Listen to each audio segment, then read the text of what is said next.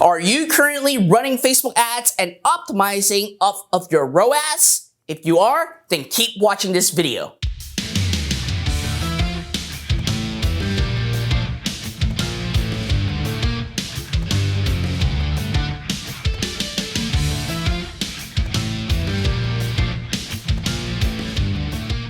What is up everybody, Fred Lam here and welcome to my next video on my YouTube channel where I share everything on how to build a business online to generating traffic with various media buying strategy. But before we get into today's topic, make sure that you smash the like button, subscribe to my YouTube channel, and hit that notification bell so that each time I release a brand new video, you're gonna get notified right away. Now, in this video, we are going to specifically talk about ROAS and how ROAS is essentially a flawed data that you should not optimize off of with your Facebook ads. And I'll explain why in full details. But first of all, what is ROAS? ROAS is a metric that is called return on ad spend. So it really means how much revenue you make for every dollar you spend on advertising. And it actually goes in a scale of simply 0.1 all the way to 100. Now, what that really means is that if, let's say, you have a ROAS of a 2, that means that for every $1 you spend on advertising, you're gonna basically make $2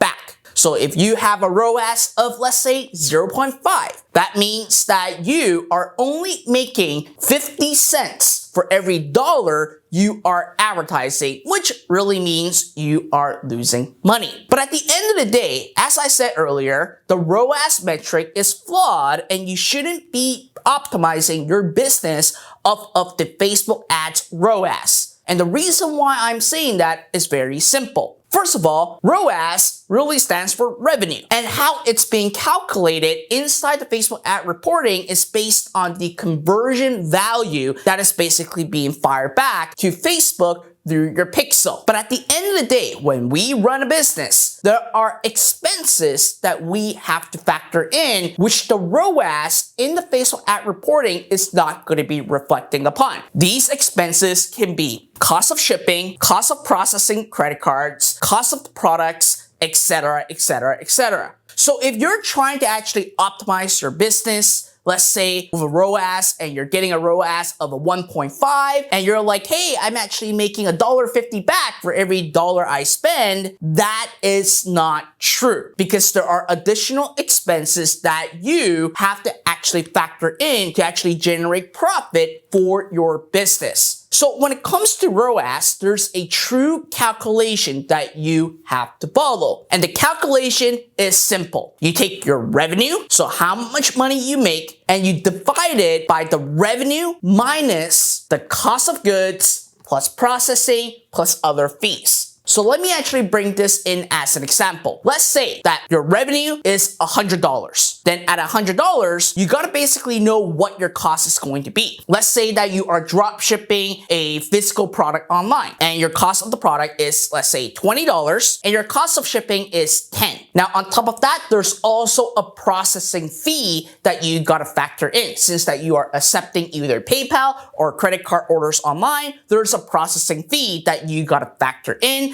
And we're gonna actually say it's gonna be around 3% for your processing fee for credit cards online.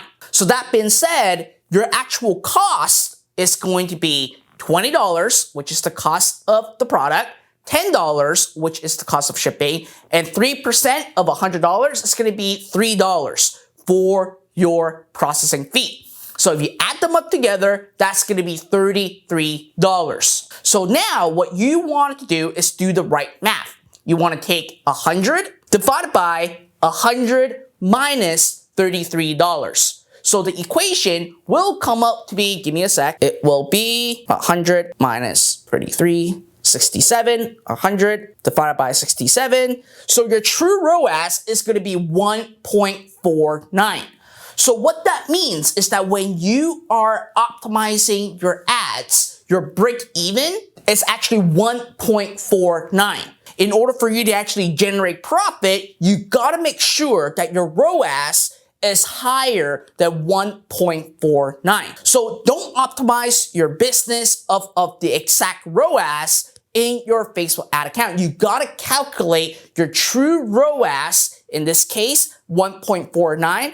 If my ads are producing 1.6 or 1.7, I know that I'm gonna basically be in profit. However, if it's actually coming in at 1.3, although it does show that for every dollar I spend, I make $1.30 back, but that's not true. You're still losing money because your true ROAS is 1.49. So it's super important that you actually calculate your true ROAS and then take that number and actually optimize when you scale. And when you're scaling your business, and the scaling phase, we focus a lot on the ROAS, obviously the true ROAS number. Because at the end of the day, once we have tested the product and we know that it is selling, afterwards, when we scale, we just focus on the ROAS. It doesn't matter what CPM we pay, doesn't matter what cost per click we pay, doesn't matter what the CTR are. Because we know that the product is going to sell, we just care about the return on ad spend, which is the true return on ad spend, so that we are actually making money for every sale that we get. So again, keep this importance in mind. Number one, calculate your true ROAS. And when you're scaling your business with Facebook ads, you focus your attention on the true ROAS over any other factors. All the other factors are going to be secondary when it comes to cost per click, CPM, and CTR at the same time. So I hope that this video really helps you out to understand what true ROAS are and how it can actually make a tremendous impact into your business and how you can actually calculate it properly for your business.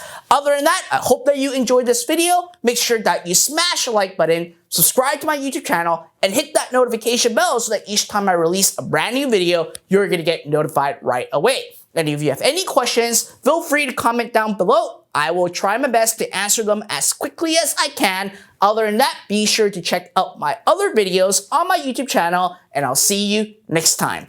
Bye now.